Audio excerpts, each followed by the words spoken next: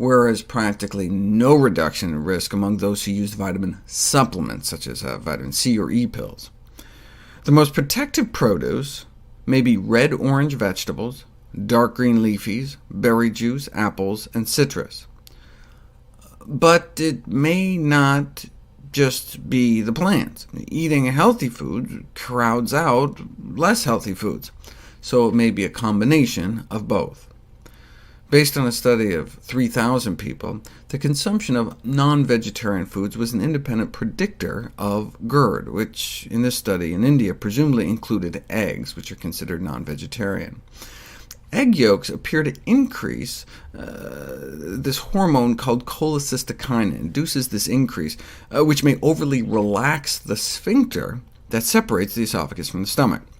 The same hormone is increased by meat, which may help explain why vegetarianism appeared to be a protective factor for reflux esophagitis. Researchers found that those eating meat had twice the odds of reflux-induced esophageal inflammation.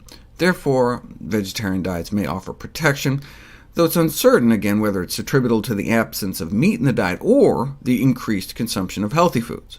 Vegetarian diets are characterized by greater consumption of fruits and vegetables, containing innumerable phytochemicals, dietary fiber, and antioxidants than omnivores, in addition to just restricting their consumption of the animal sources of food, which tend to be fattier and then can relax that sphincter and aggravate reflux.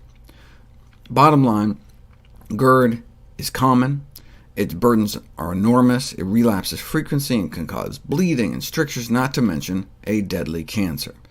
The mainstay of treatment is the proton pump inhibitors, which rake in billions of dollars. We spend $4 billion on Nexium alone, $3 billion on Prevacid, $2 billion Protonix, $1 billion Acivex, but they can cause nutrient deficiencies, increase the risk of pneumonia, food poisoning, and bone fractures. Thus, it's important to find correctable risk factors and correct them. Known correctable risk factors are things like obesity, smoking, and alcohol consumption. But there hadn't been studies on eating meat versus not eating meat, but now we have another correctable factor to help prevent this disease.